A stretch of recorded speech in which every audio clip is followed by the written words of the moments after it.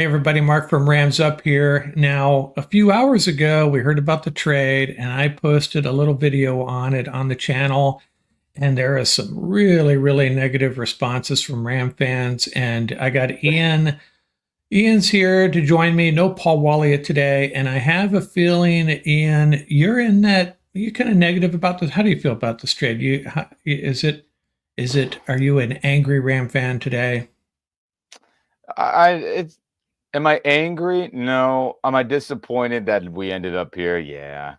Uh, Guys, it's always crappy to see a player that you won a championship with, who was a big contributor, who was a leader, see them gone just like that. And I'm more disappointed and sad that we got ended up here more than angry.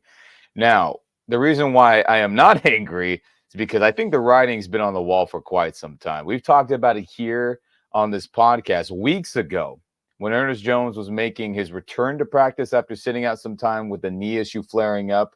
And I said it, you said it, and Paul said it, that man, oh man, this is a major red flag, and this is giving that Todd Gurley, Terrell Lewis vibes, where it's good one week, knee's not good the other. Missed game here, is good for this game. And the Rams do not play with that. And, check out that video roundtable. I'm going to say it was roundtable 46. Hey, If not, it was a couple weeks ago. we can throw it up there right now for everybody. You want to play that for everyone? I think that's a good idea.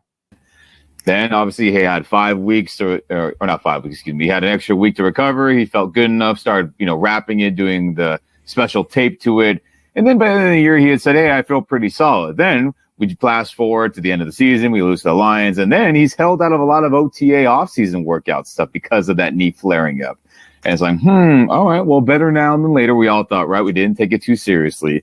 Then we've noticed, hey, he's wearing a leg compression on that knee throughout all practice. But hey, whatever works for a player, whatever they feel comfortable in to play, and cool. But that is noticeable, right? Having a leg wrapped up on that injured knee.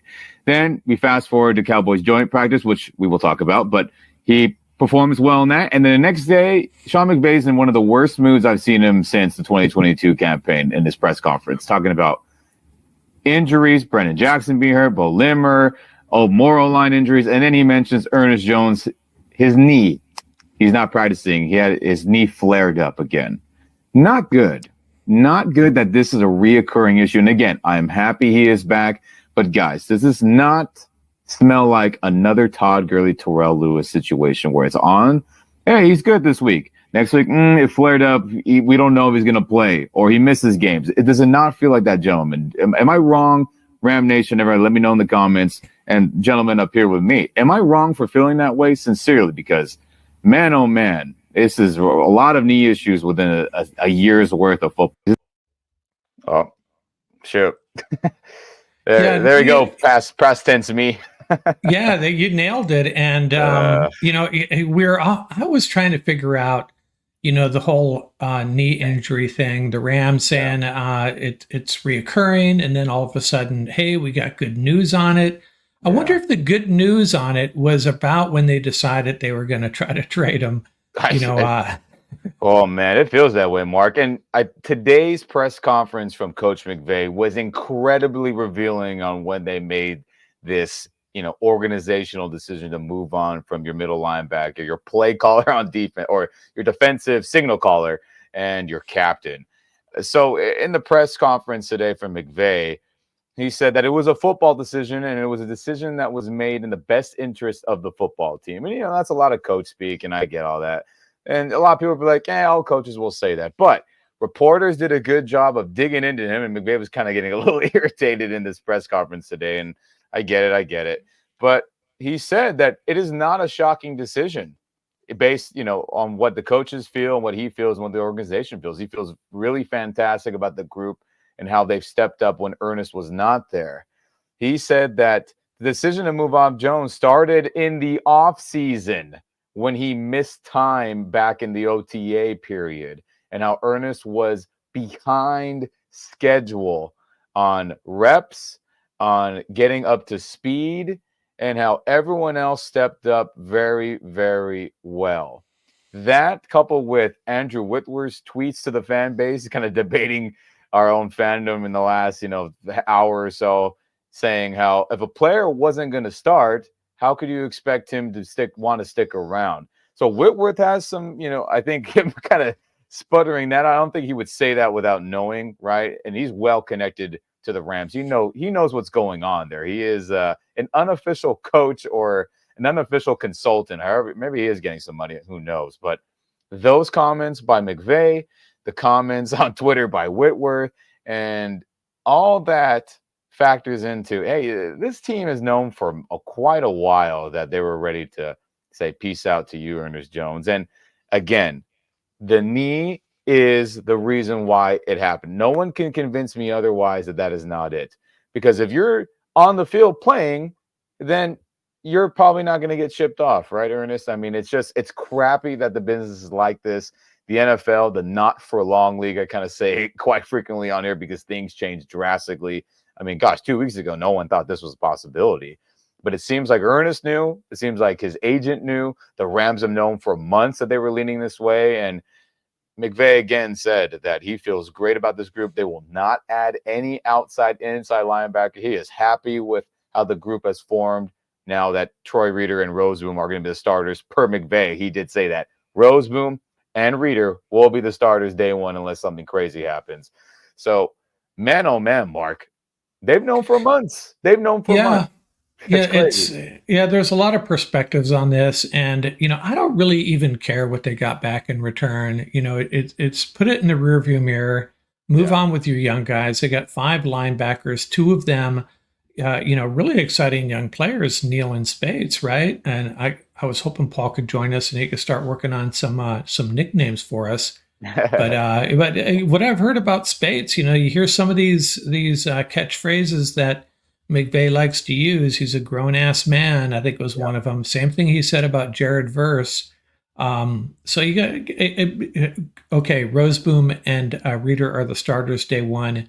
Don't be surprised if that changes weeks 3 or 4 or 5, and that's very typical of how the Rams operate. I wouldn't expect Spates, no matter how well he plays, to be a starter Sunday night in Detroit. That's just doesn't happen a lot. Yeah. So I'm hopeful. I mean, I just like to move on. Ernest Jones, salute him for 3 great years for the Rams. Hope the best for him, but. Let's just be optimistic that this defense. We'll talk about this depth chart, this 53-man roster in a minute. Man, a lot of unknowns, but hey, it could be a really fun, exciting year. I'm hopeful. Yeah, right. And Mark, real quick, just for everyone out there, so everyone's clear on this. McVay is excited about the group, and he and the organization and coaches are not shocked about this move coming. Look at the press conference today. If you're like, hey, what's this guy Ian saying there? Where is he pulling this info? I'm pulling it from our head coach here and what he said. Now, did he say those exact things word for word? No. But listen to the press conference. Our reporters did a good job at poking at him. He got a little irritated. And everything I just said in the last 2-3 minutes about the decision of why they moved on, he said those things. And if that doesn't give you enough info that the knee was not good, I don't know what to tell you. Because, man, man, it's unfortunate. And again, if anyone's on YouTube, thank you very much for tuning in here for the visuals. In my background here, I got Ernest Jones celebrating the Super Bowl 56 victory, and then him making the 4th down fist up in the air when he made a big tackle. In that Super Bowl he was a big part of. So Ernest Jones, man, thank you for being an awesome linebacker for us. And in your rookie year playing so good that we won the Super Bowl, and you made some big time plays in that championship Super Bowl game. And he'll be a Rams legend in my books because of that. And I hope he has a good rest of his career, whether it's in Tennessee or somewhere else. But man, oh man, the NFL, not for long, everybody. Don't ever forget that. Yeah, and my last word on it, when I didn't finish watching the press conference, but two of the questions I heard, McVay did not hesitate. One, are you going to add any veterans? Absolutely not. Yeah. Are you going to change things up, how you guys operate back there? Absolutely not. They're ready to go with the guys they got, and that's good to hear. Yeah. So enough of Ernest Jones, and we could probably talk another hour about it. But there's I a know. lot. There's plenty of other things to talk about, and exciting things and worrisome things both.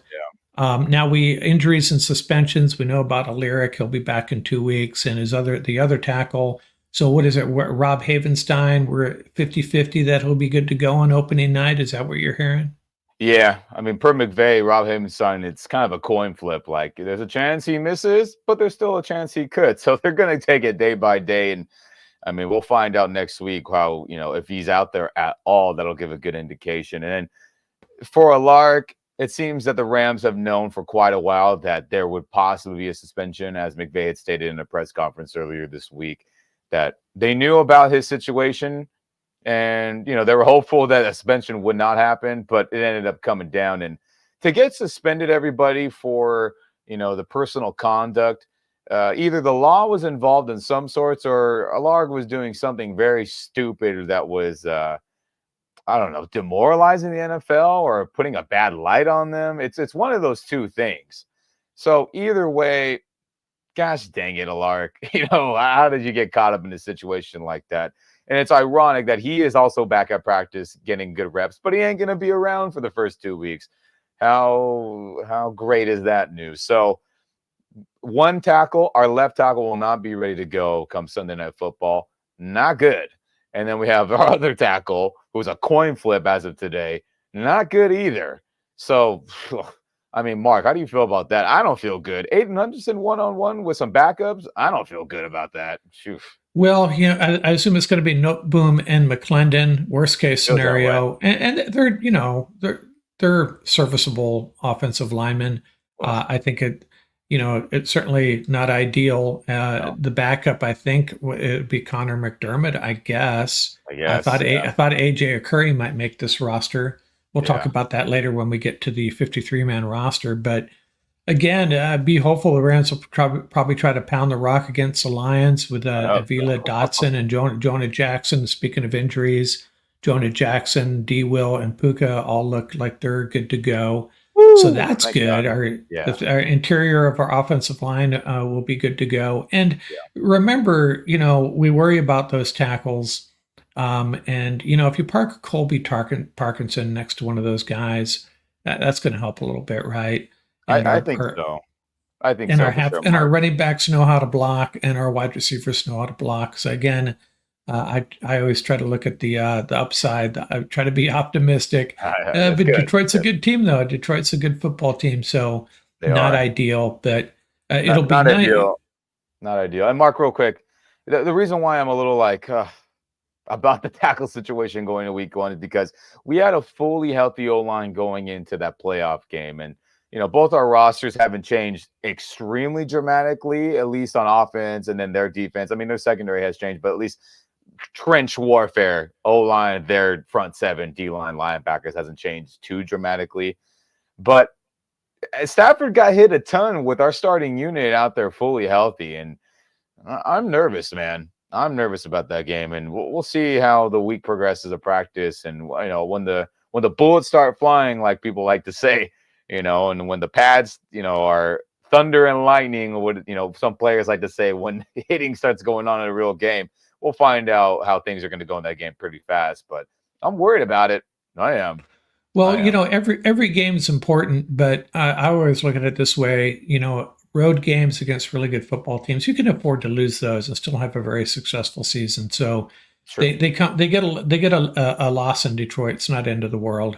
I remember how they started last year. I It was know. not pretty through the first 9 games, but Yeah. steal a win. Find a way to steal a win. This is Rams offense has Oh a yeah, lot of we'll weapons. need another Stafford superhero performance, no doubt about it. And he's capable. That's a good thing. You have a top five quarterback. You can win any game, anytime, anywhere.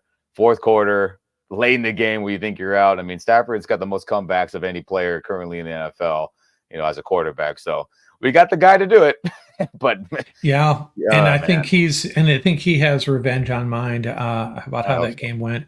Yeah, So Rams are going to be pumped for that, as will Detroit, of course. of course. So Yeah. the other thing we learned, which maybe we shouldn't have been surprised because I think it Today was was a you. crazy day, man. Go ahead, finish. I'm Yeah, just like, yeah, you or Paul. I think both of you said early on when we talked about a couple of months ago, I think, mm, about what this new kickoff rule is going to mean for return games, and you guys pointed out the punt returns and the kick. Well, you were actually more talking about the kick returns. The kick returns were going to mhm. be more like a run play. Yeah, So you might think that I think someone so. like Kyron would return kicks, and then we hear he's going to be the punt returner, I know it's shocking. which, yeah, don't quite get it.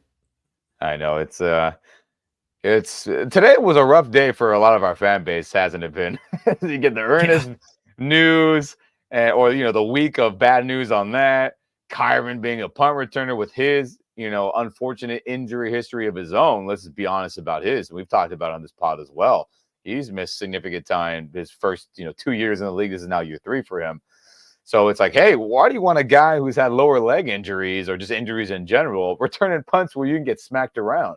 But per McVay, he says that they want Kyron touching the ball as much as he possibly can, and that he feels fantastic about Blake Corum and Ronnie Rivers, getting snaps on the offense more frequently if it falls that way, with Kyron, returning punts. So that tells me that if Kyron gets injured, that's unfortunate, but we feel good about Blake and Ronnie, picking up the slack, and we're not going to miss a beat, right? That if you look in between the lines in McVay's press conference today. So it is a shocking move. I agree. And, to the kickoff run game, comment that you made about, what me and Paul and yourself have talked about in the previous months. Um, it seems like Kyron would probably fit that better, but it feels like there's going to be way more collisions on the kickoff because everyone's so close together once that ball is caught or hits the landing zone. Punts, there's still some time to react and possibly avoid a full-on car crash collision that I think we're probably going to see a lot of. And a little tidbit that we did see in preseason, I mean, this is big-ass hits that are probably going to go down in this new kickoff format. Punt, is that possible? So, of course, but there is a little bit more space where you can read and react and dodge a couple big hits and avoid some, big car crash collisions like that I like to call it. So, hey, if they feel like this is the best way for the offense to have better field position, for a player they trust to, get tough yards, then so be it. Because like we said originally here, Mark, right? Blake Corum was drafted to replace Kyron Williams eventually. No doubt about it. It is about Kyron's injury history and that Blake can fill in when Kyron is out. They're not going to miss a beat. They're not going to have to run certain plays that fit maybe a Ronnie more better or fit Ronnie better, or whoever would be a Royce Freeman, a Darrell Henderson that we had.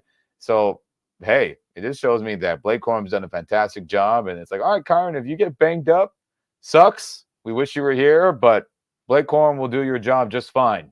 And that's a lot. Yeah, That's a big development too, at least to me. Shoot. yeah. What concerns me is we only have 3 running backs, which Yeah. surprised me, and we'll get to that Yeah. again when we get to the 53. So, hey, they know what they're doing, but I um, still surprised. But No, me hey, too, man. our special teams were so bad; they're trying to fix it at No, least. I So, mean, so that's Mark, I don't think people realize Rams Nation out there. So with all the advanced stats, you see, EPA, you see all this stuff. So all the advanced stats combined, the Rams special teams unit in 2023 last season was bottom 5 in the last 20 years. Horrible. And obviously, it cost us a playoff game, most likely. It cost us tons of games last year. We could have had a way better record, which is crazy. And I think to that point, Mark, you bringing that up, I mean, they just want our good offensive players just helping out as much as possible. It feels that way, isn't it? yeah. That's probably a good time to segue into our next topic. Joshua Yeah, Cardi, still a concern there. He's for missed one sure. field goal and the extra point, and Not I good. don't. I didn't analyze the snap, the hold, or anything, but yeah, not good. Hit the post, hit the upright. Not good. So another thing to be nervous about going into this game, all these young players, including Cardi, who has Yeah. never made a kick in an NFL game, No. and you can't say he was, looked great in the preseason. He made a couple No, you can't. kicks, Yeah. so yeah. I don't know if there's much more to say about it other than to acknowledge. I know, dude. I mean, look at rookie. Okay, was Greg Zerlin as a rookie perfect before he became Greg the Leg? No, he was not. I get it, everybody. We're just gonna have to deal with the patience, but you know, we're in a compete to get into the Super Bowl, get into the NFC Championship game and have a good playoff run.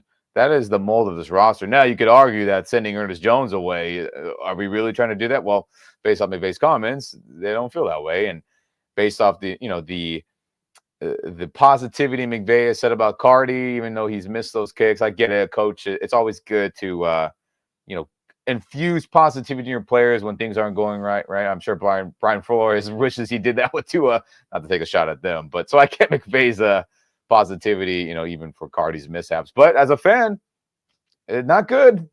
Not No. good. We're special teams the last 20 years last year. Let's not continue that trend, please. And I hope Yeah. Cardi is clutch, and I hope there is some big 50-plus yard field goals, and I hope there is not a missed PAT like it was this last preseason game, because woo, baby. I mean, there's a Yeah. lot of nonsense going on this last 2-3 months, huh, Mark? Yeah, Yeah, and I don't think Ethan Evans has impressed either. He's yeah. another area of He has a concern. But strong leg, and maybe they're coaching him to kick differently because of the. I mean, who knows? I mean, again, when push comes to shoves, week 1 and beyond, we're going to find out a lot about schemes and how they want to attack opposing teams on special teams, kickoff, punt, kick return. But but there hasn't been a lot of positive. Shoot. yeah, hey, before we move on to our 53-man roster, I meant to add Yeah. a note here. Rams named their captains. Really no, well, actually, there was one surprise. Well, we got Matthew Stafford, Cooper Kupp, Cool. Cool. Big Rob Havenstein, Cool. and Kobe Turner and Quentin Lake. I think Right? that's right, to be honest with you. Yeah, yeah, The Rams, the 3 captains from last year on defense are no longer on the team. Jordan Fuller was not re-signed. He's on Carolina now, I believe. Aaron Donald's retired for the moment, even though, now he's racing LaShawn McCoy on the street and beating him. And Whitworth is on podcasts kind of giving the winky eye about Aaron Donald's playing days and how that's probably not over just yet. Cool. And then Ernest Jones was shipped away to Tennessee today. Plus, Raheem Morris is coaching his own team now in Atlanta. So your 4 leaders on defense are no longer here. So who filled those voids? Well, who does McVay talk about the most? And guys, McVay's press conference, you can learn so much in the way he talks about things and talks about players. Talked a great deal about the emergence of Kobe Turner. So not a shock that he's a captain, right, Mark? And then he's talked for years about how he really loves Quentin Lake, our safety / big nickel / star corner defensive back. And not a shock that those two got it. And I think if you're going to choose 2 guys to lead the way on defense, I think those are the right 2 guys. They're going to be on the field every snap. There's no doubt about it. Those 2 are not coming off the field no matter what, it feels like. And you want guys that are going to be in there, play in and play out on defense to be your leaders. And I think they chose the right 2, or the players, our team chose the right 2 guys. And, the players aren't going to vote somebody they don't like or they don't think deserves it. The Rams have never been that way since the McVay era started in 2017. So players got it right, I feel. And I think they'll do a good job, doing their own leadership style in place of Ernest Jones. And how do you feel yeah. about it, And Mark? all you got to do is hear. Speaking specifically about Kobe and Quentin, just Yeah. if you've ever heard Quentin Lake interviewed, and Kobe Turner as well, you can tell they've got it together. They are Yeah. Yeah. mature guys that have it Mhm. together. And one of the things that came up in the press conference, which I think McVay kind of dodged, was who's going to wear the green dot. He I know. obviously maybe hasn't made a decision yet, but I figured it's going to be Quentin Lake, right? It's very possible. Let's think about it real quick, everybody. So who in the past on this starting defense now has worn it?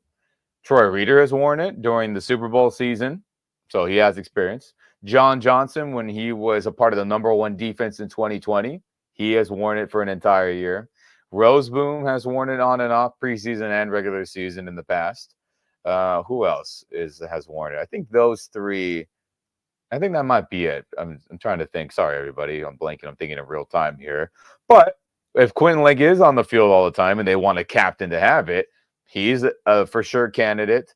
And Cameron Curl being obviously a safety who I think is probably going to never come off the field as well, is probably a candidate as well. So it has to be somebody who is never going to get off the field. So Quinn Lake's in that category. I think Cameron Curl's in that category. And I think Rose Boom is in that category as well. And John Johnson, we don't know how things are going to shake. Are we just going to run the nickel package all the time, where that is 5 defensive backs, 2 linebackers, and 4 up front, not D linemen, but front 7 guys, 2 outside linebackers, 2 D tackles? That's a very strong possibility, but who knows what's going to happen. But Mark, who do you think, if you had to choose one guy today to have it, who would you choose? I'm just curious. It'd have to be Quentin Lake. That would be my guess. I'm going to lean towards him as well. I mean, make the captain Well, the green dot guy. It's going to make life simple for everybody, and I think that's the right move as well. Yeah, and there is a lot of inexperience on this defense, obviously, and that's why guys like John Johnson, Cameron Curl, he's been around a little bit. Troy Reeder, D. Will, those guys are going to be Trey White. There is some experienced guys that I think this defense is going to have to lean on them, not so much during the game, but in the locker room, at halftime, in preparing for big games, playoff experience too. A lot of these guys have playoff experience. So that could be really, be important down the road. Yeah, I mean, I expect us to be in nickel or dime a majority of the time. Now, we do run a 3-4 defense where it's 3 D tackles. One of them's a nose tackle straight up on the center. Our 2 outside linebackers, Verse and Byron Young, and then we'll have the 2 traditional inside linebackers. Now it's Rose, Boom, and Reeder. Then we have 2 corners, 2 safeties. Now, I think when we go in the nickel or dime, where you have more defensive backs on the field, 100%, John Johnson's going to be a traditional safety with Cameron Curl in the back end deep. And then Quinn Lake is going to be that big nickel star slot corner, whatever name you want to throw out there for it. He is going to be that guy because no one else could take that position for him. They tried out Darion Kendrick. They tried out Russ Yeast there. They had Kobe Durant there in previous years, and none of them could do as good of a job as Quinn Lake. So he's going to be there primarily. Is he going to be in the traditional up top spot? I think so as well. I mean, I expect all our safeties to be moved around a ton just based off, the teams that we play. So, okay, we'll see what happens. But Quinn Lake, I hope you get the green dot. Yeah, let's walk through this 53-man roster, one group at a time. This is going to be kind of fun, I think. I think so too.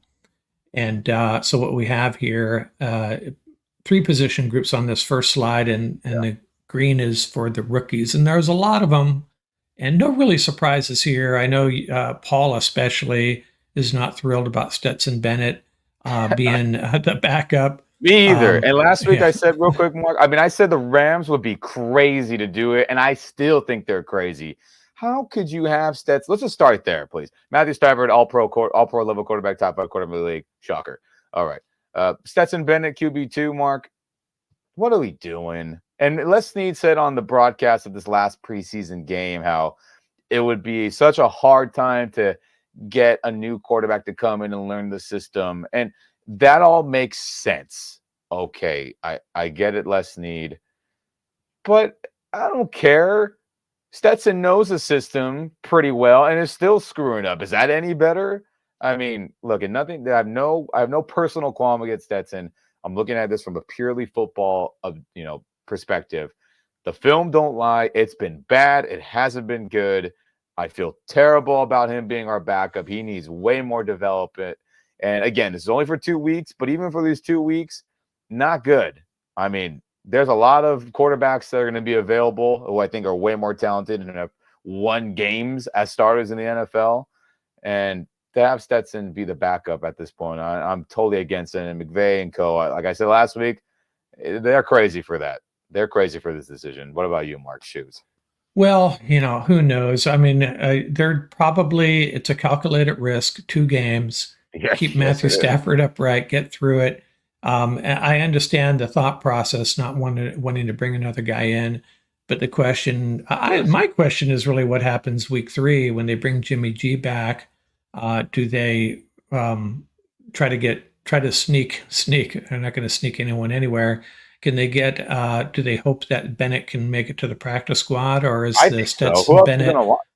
Yeah, Who else is right. going to want him? I mean, Yeah. I'm obviously sounding very negative about him, but how can any other organization watch that and think, oh yeah, we're going to have a roster spot for him? At Oh, this moment, there's just no way. yeah. So he should be able to stay on our practice squad and just play more football, be in the organization, be a pro for a full season, right? And I get it, all the off-field stuff that he was going through last year, and it's salute to him for overcoming it and coming back. But the dude needs work to be, elevated or to be on a true 53-man roster. So we are taking that calculated risk, and I am nervous as hell about it. Yeah, and I think as we walk through this roster, we have to Yeah. keep that in mind. We have 53 guys here. Oh In yeah. 2 weeks, Lyric and Jimmy come back, Yep. And and they're then and they're coming back. They'll be on this yeah, roster, everybody. and in 4 weeks, I assume Laurel Murchison will be added, and Casey Leviston. Who knows? Your guess is as Yeah, good who as mine. knows? Those are the two guys that were put on injured reserve, designated to return after 4 weeks. Yeah. So and there's also always the chance that the Rams will look at some waived players and make a For change, sure. but I think that's less likely. But so there's going to be 4 guys on this 53-man roster that in 4 weeks probably will not be on this roster. So just keep Yeah, it's that in mind. unfortunate. And then Higby, I Yeah. mean, I've been on this pod and we've talked about it, Mark, as well, where, I expect him to come back if he does at all, incredibly like week 12 or later because of how late in the season it was last year, a playoff game where he tore everything in Oh, his knee practically. So if he comes back at all, which will be, not impossible, but I'll be shocked. And let's just be real, he won't be the same player because everyone talks about it that they need a full year playing and recovery to finally feel like, okay, I have overcame the surgical repair of a knee, Achilles, all that, and they're like, okay, I feel back to normal. So even if he comes back, let's say week 12 or later, I mean, Higby's not going to be the Higby that we all know.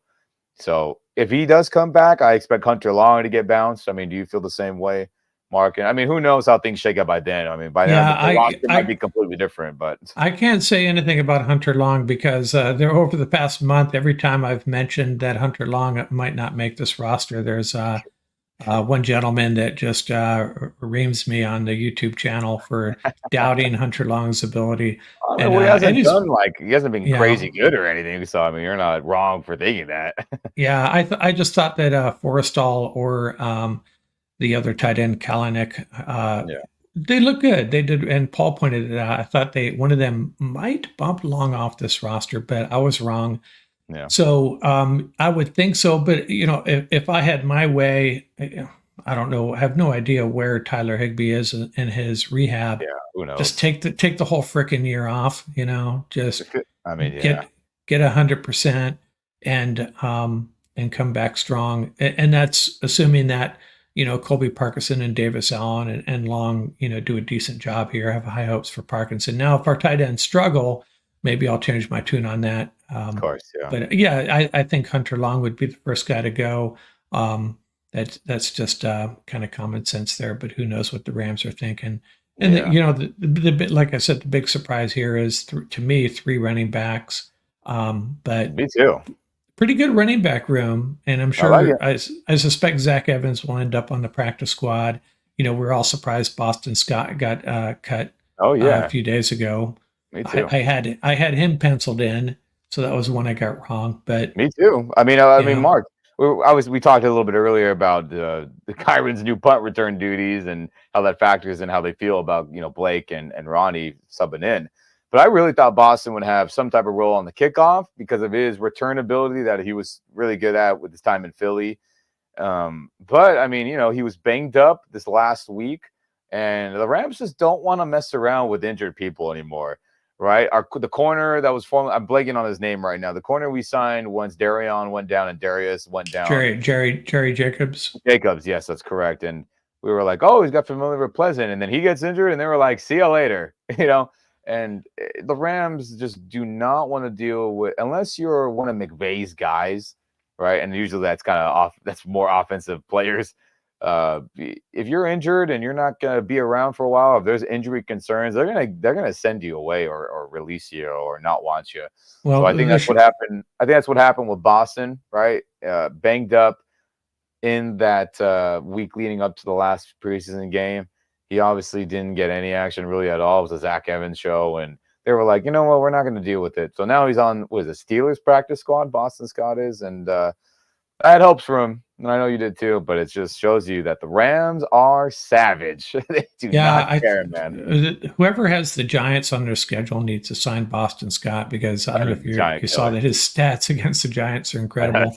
And I do these player focus features on occasion when the Rams sign a free agent, make a trade, and it's almost a curse. It seems like every guy I do a player focus on, thinking they're going to be it's this great new addition, and then a month later they're gone. So maybe I'll stop doing those.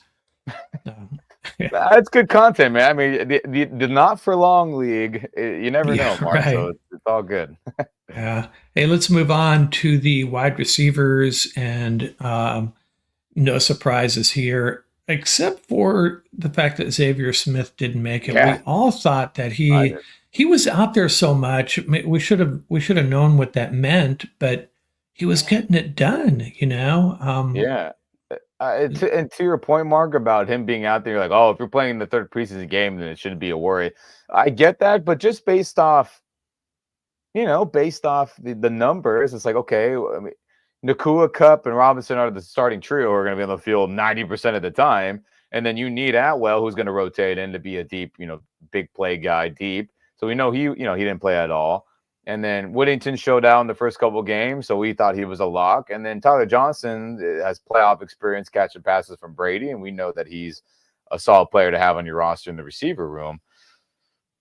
So the numbers were like, hey, Xavier's just going to have to play because there's no one else to play. But I thought with his speed and his return ability, similar to Scott, that I thought he would make this roster and be our punt returner, not Kyron Williams, or he would have some time in kickoff duties based on the nice returns that he had in this preseason. So that is a shock. He'll be for sure a practice squad guy, and if he doesn't get poached, which is a very real possibility that he does get poached.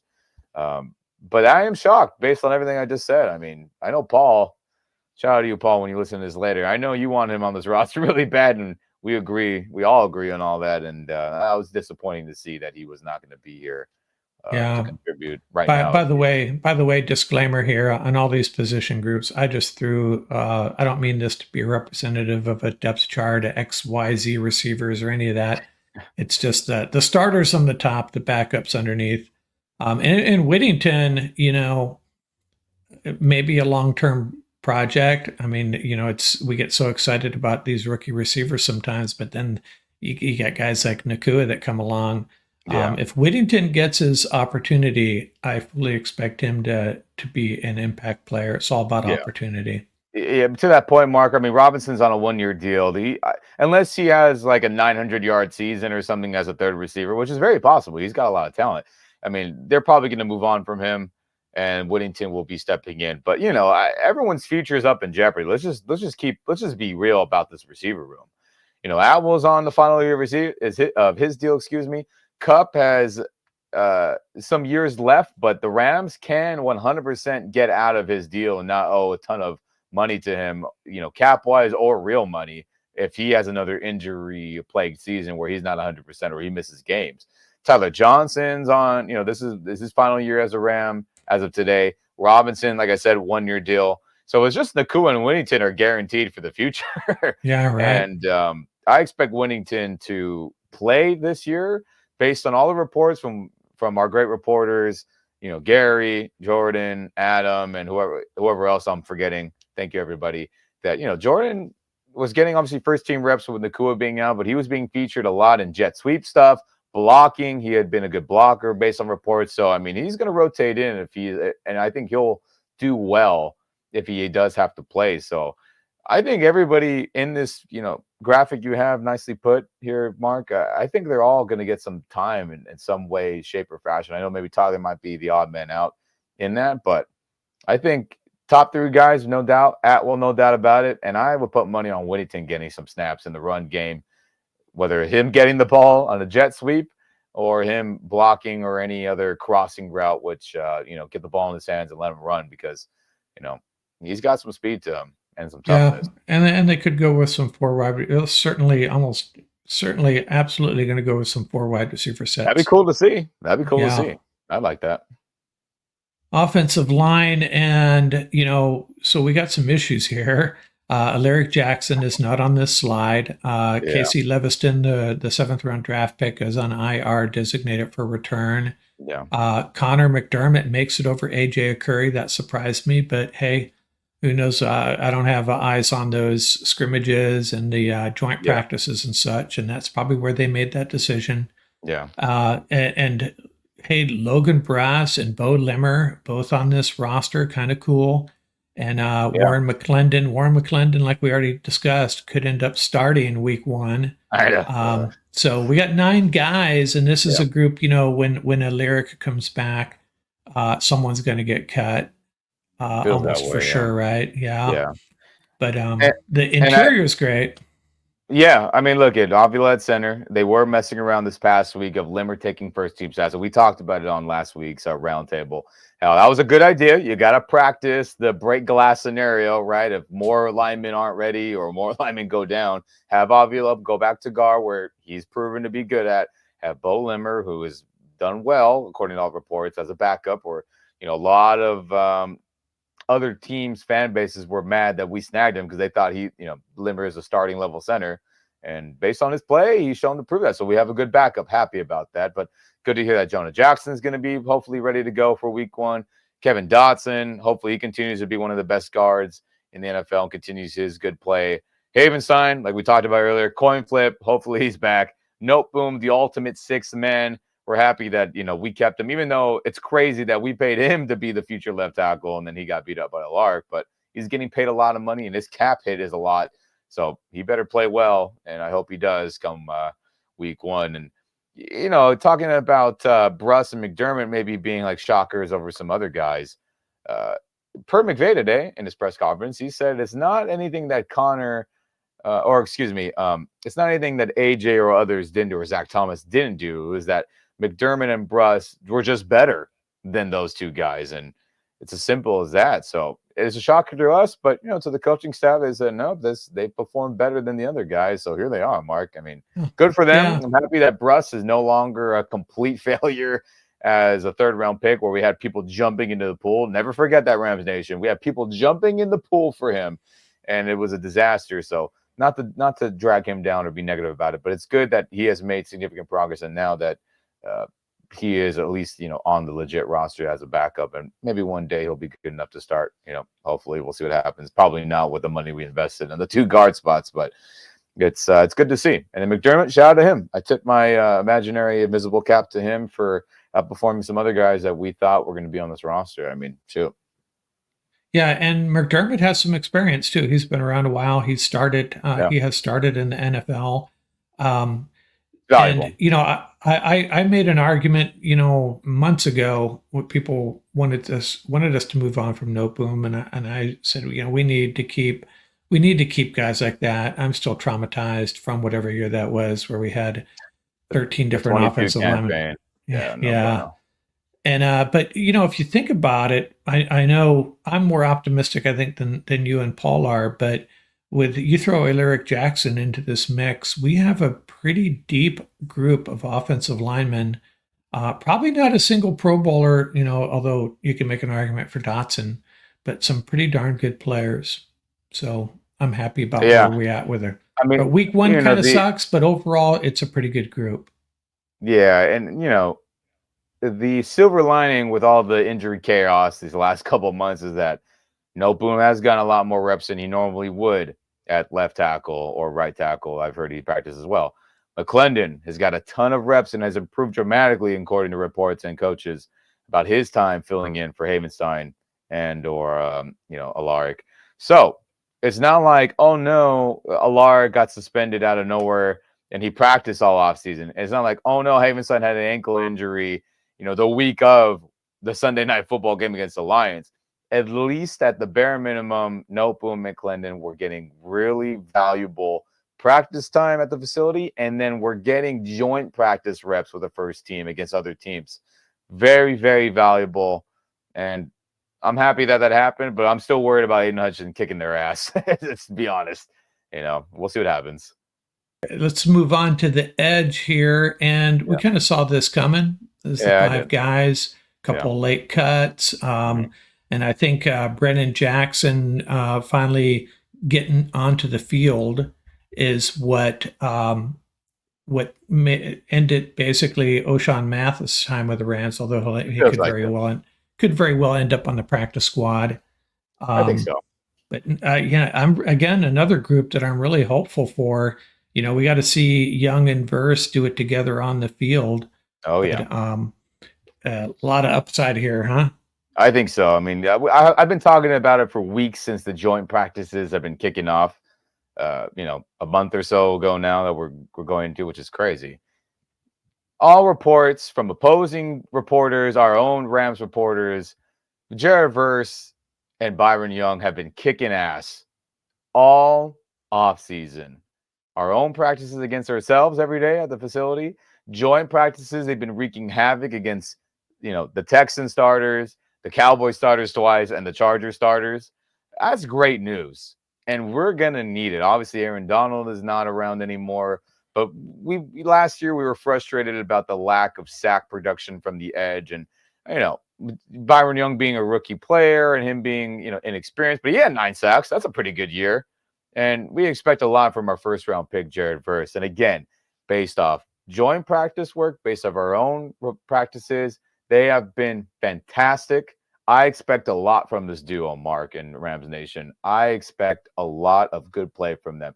Now, again, it's practice. I get it. As Allen Iverson once said, we're talking about practice, but that's all we can go off of right now, right? That's all we can go off of. And based off what we've heard, they're doing great, and I expect great things. So, hey. Yeah, again, there's concerns, but hey, let's just be excited, especially about this group, And I like Michael Hoyt being a rotational player, right, Mark? Yeah. And I like, Hampton as a rotational guy.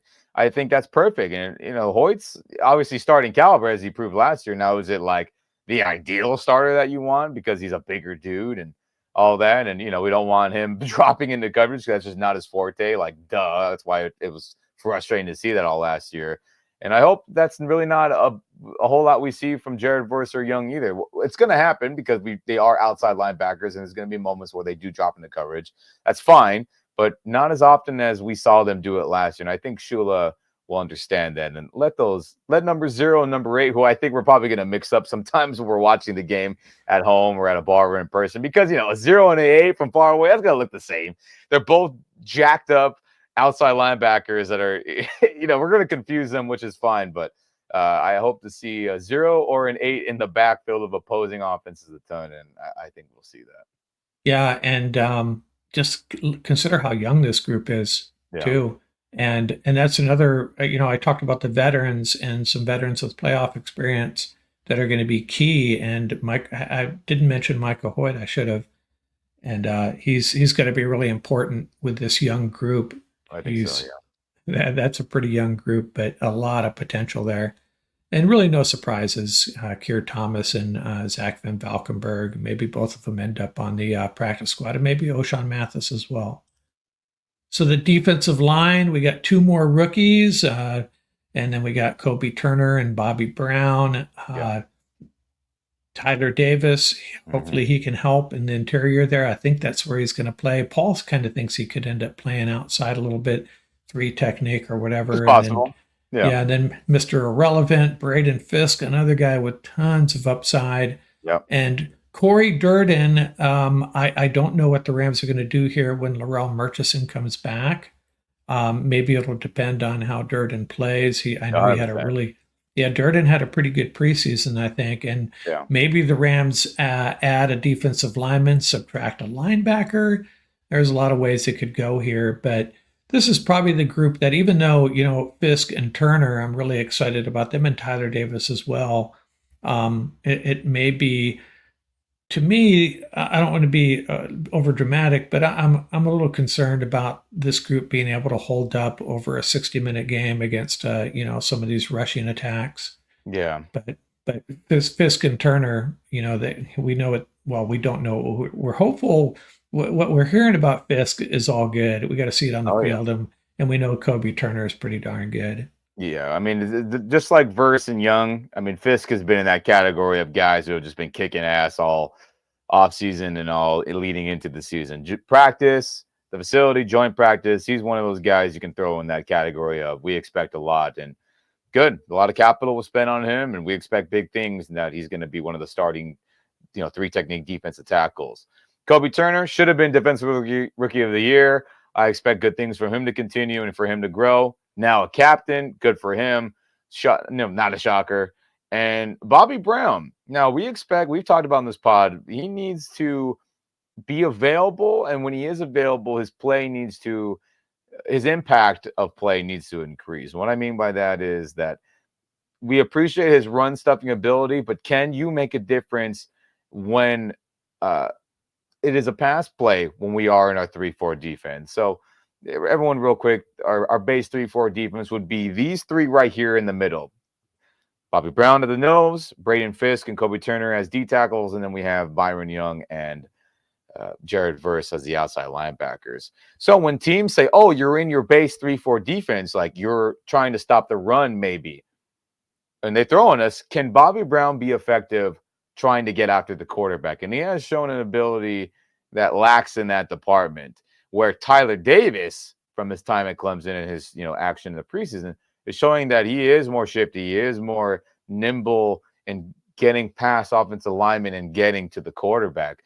And he can also be a nose tackle and stuff the run and do everything that Bobby Brown does. So that's going to be interesting, for me, and I'm sure Paul as well, because we agree on that. And I know you do too, Mark and Rams Nation, for the most part, that Bobby Brown isn't cutting it or he's just one dimensional. I mean, I expect Tyler Davis to supplant him at some point in this season and get those reps at that nose tackle or be moved around that Paul wants to see at a traditional D tackle spot. So that's going to be really interesting to see how that plays out at that nose tackle spot between him, Bobby Brown, and Tyler Davis, the rookie. Yeah, I think the Rams will rotate to some degree, regardless. Yeah, they It's just will. it's a matter of if Tyler Davis, starts getting more snaps than Brown at some point. Yeah. Okay, what do we got? This is the group that we are all, we had a bit of a wake up call today. No Ernest Jones and 5 linebackers, which is to me is kind of crazy. I don't really have a problem with it. Yeah. Maybe the Rams are keeping Neal there as insurance. Reader and Roseboom are not going to be household names anytime soon, No. but they're solid. Yeah. Reader certainly has they both have a lot of experience, actually. And Hummel, great special teams player. And then you got the two undrafted free agents. And so the surprise here was really Neal as the 5th inside linebacker to me. Yeah. And we'll see if that holds when they start bringing players back. But Sean McVay's happy with this group, apparently. Oh, yeah. Like we talked about at the beginning of this pod, I mean, McVay is not shocked how this group has performed. He liked how this group performed when Ernest Jones was missing time and how they didn't miss a beat when Ernest was not at practice or not enjoying practice. And look, like we had stated earlier, is this group perfect? Of course not. But I liked how Roseboom played last year. He played admirably. He was a good contributor, and then he was subbed out when we did go dime package. Sometimes we go the 3-4-esque nickel, where it'd be 3 tackles, 2 outside linebackers, and 1 inside linebacker. So I expect Roseboom to be on the field a majority, to be that 3-down linebacker as of right now. And then Troy Reader is a good thumper. He is good attacking downhill, but he has pass coverage flaws. To the time we won the Super Bowl a couple years ago, and I don't think that's going to change anytime soon. But I don't expect him to be on the field a whole lot, truthfully, because we are, as I expect it to be, and I know you agree with me, Mark, a lot of nickel and dime packages this upcoming year. So I know everyone's like, oh my God, what does Troy Reader have on the Rams? How does he keep getting away with this? And it's funny to see that, and I get a little chuckle out of that, but he does have value. It's not in pass coverage, but he does have value and experience. So those are going to be the 2 guys, as McVay said. And then Hummel won the green dot as well. That's good depth. And then I expect Omar Speights to crack this starting lineup at some point this season. And why do I say that, Mark? Because of the history of how the McVay era, has handled inside linebackers. Let's just rewind real quick. Let's go down memory lane since he's been our coach. So it was Mark Barron and Alec Ogletree who got a big contract, right?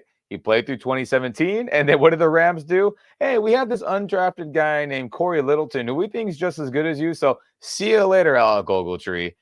Boom, traded his ass away after we gave him a big deal for a middle linebacker. Then it was Mark Barron and Corey Littleton.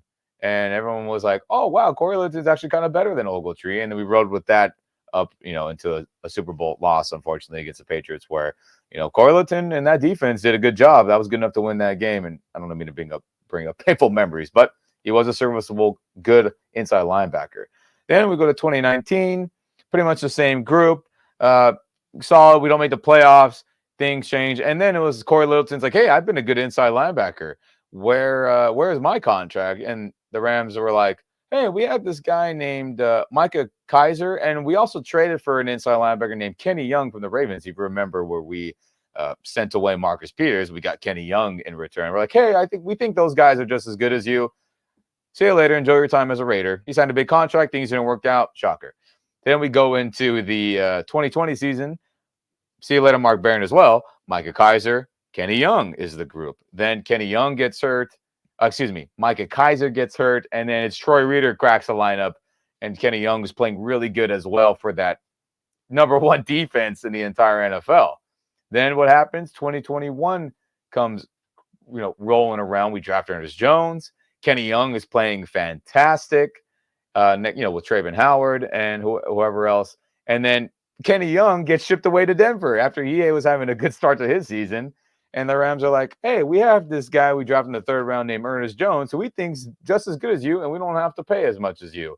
Then he's in, wins a Super Bowl, is a good player for us, and now we end up back here. So why do I bring up this long soliloquy of how the Rams have handled inside linebackers? Is because I think history is going to repeat itself, Mark. And I think Omar Speights is going to crack this lineup at some point this season. I just have that feeling, whether it's in place of Reeder, whether it's in place of Roseboom, I think that is 100% going to happen. And based off everything I just said about the Rams' history of inside linebackers, I would bet money on that. and interesting you bring up Corey Littleton and Kenny Young, especially Corey Littleton, because he signed a big contract with the Raiders, and it did not work out well for the Raiders. No, I wouldn't call it a washout, but it was not a good signing. And Kenny Young, I don't think he got a big contract with Denver or anything like that, but he was just another linebacker. And, so I forgot about Corey, and Rams made the right. And, I don't know if we could go back and check social media, how Ram fans are responding to the Rams not keeping Corey Littleton. It was probably very similar to what we're hearing today.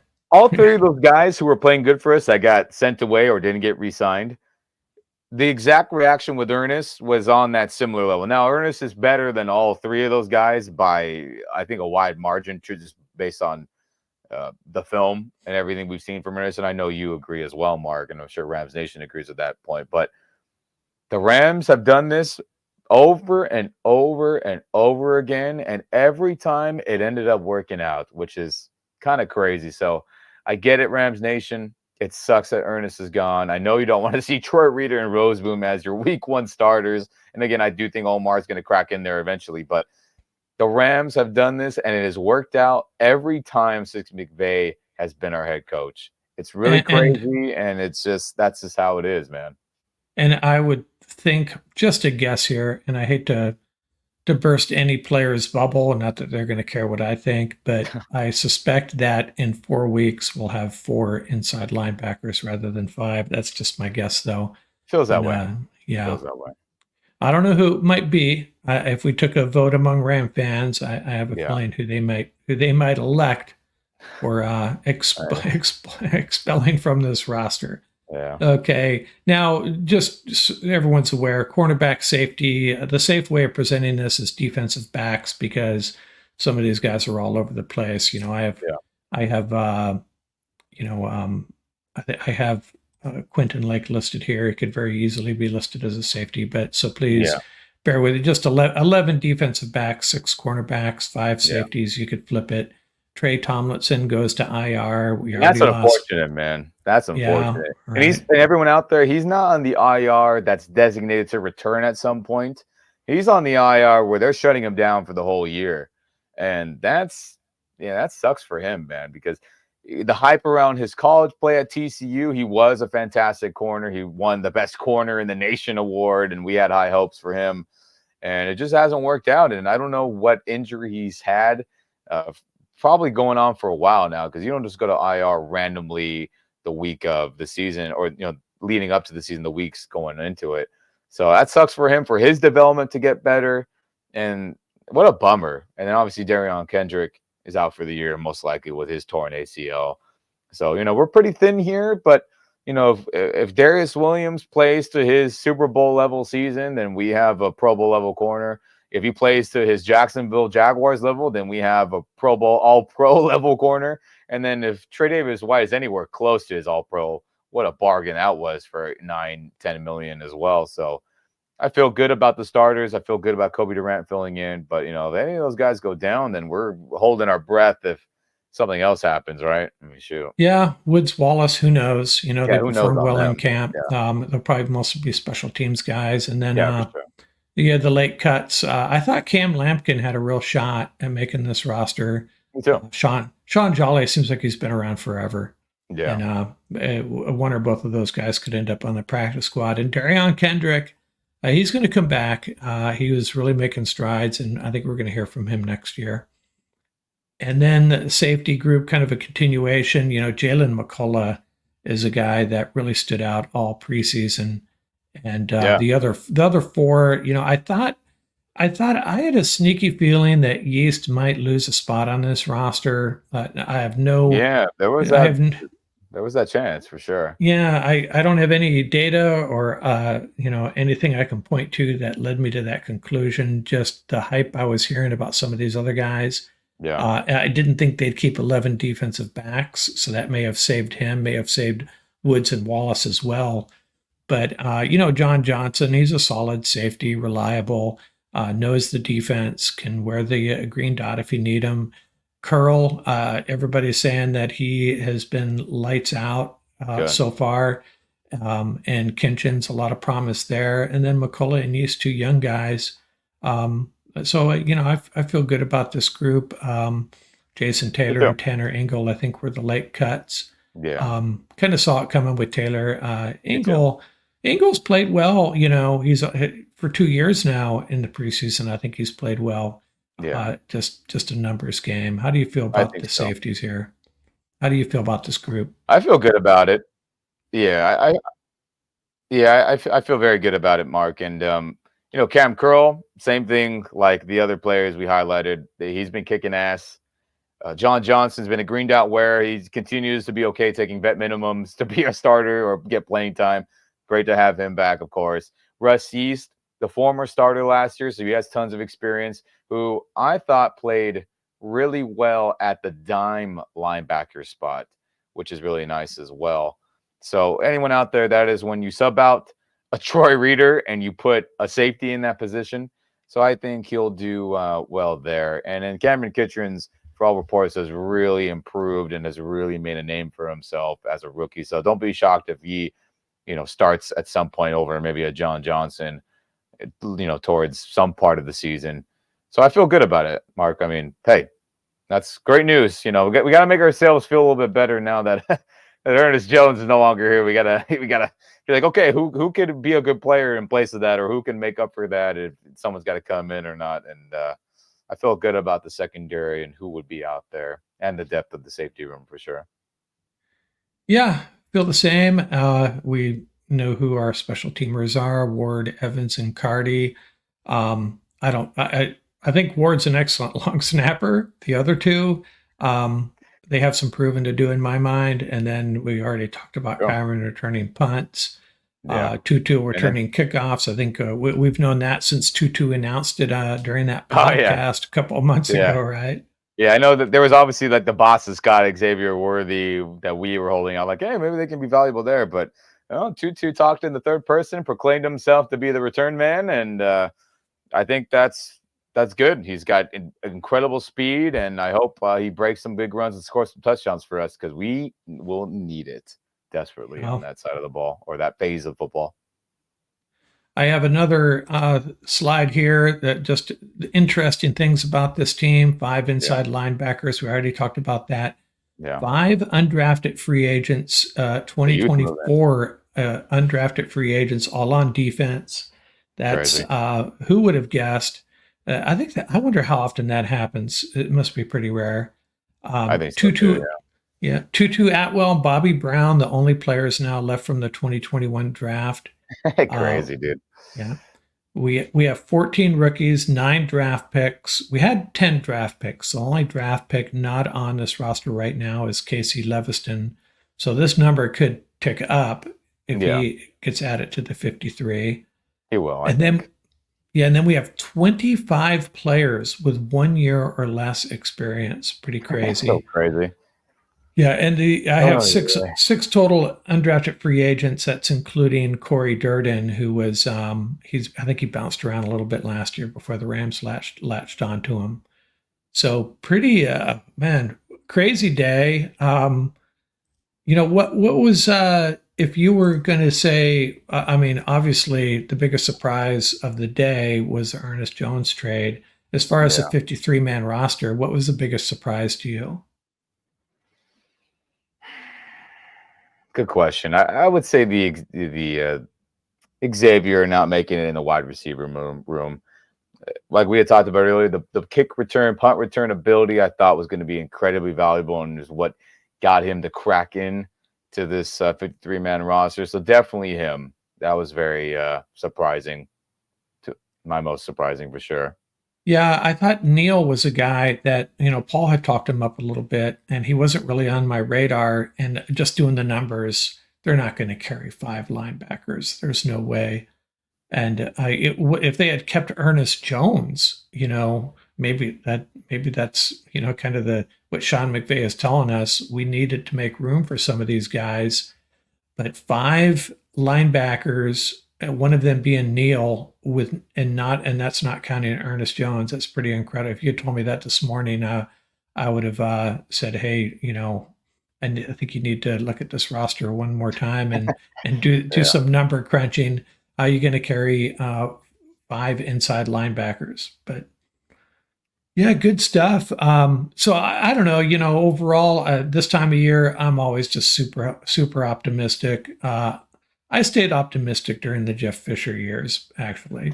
Yeah, So, boom, so, baby. so take that for what it's worth. But man, it's going to be fun watching all these young players out there, Yeah. especially in the early going. Yeah. And again, everybody, if you haven't subscribed, hit the notification bell. If you are watching on YouTube, very, very, very appreciated if you do. It helps, this channel out. It helps other Rams fans and their, YouTube algorithms be able to see this video or get, notified or suggested to watch it. And we're very thankful for anybody listening in. Spotify, Apple Music, iHeart, wherever you listen to your podcast as well. We're very thankful for everybody tuning in.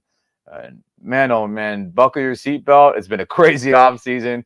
It's going to be even crazier, I predict. Things are just never ending with this team, it feels like. And again, the NFL, not for long. Let's hope that we get to enjoy this good postseason run, a good season, a winning season. And I feel good about the 53 and then the 2 guys who will eventually rejoin us, a Garoppolo and a Lark after the suspension. So, man, oh man, what a day, Mark. Yeah, it was fun. And just so everyone knows, we'll see what happens with the practice squad. That I too, may yeah. come back with a video or a pod making some predictions there, or at least, talking about the guys that are selected in a couple of days here. Yeah. And then over the next week, I'll be sharing my power rankings for what that's worth and some game picks and lots of good stuff. And we'll definitely be doing the Tuesday night roundtables and a lot more content coming at you as the season gets rolling. Hell yeah.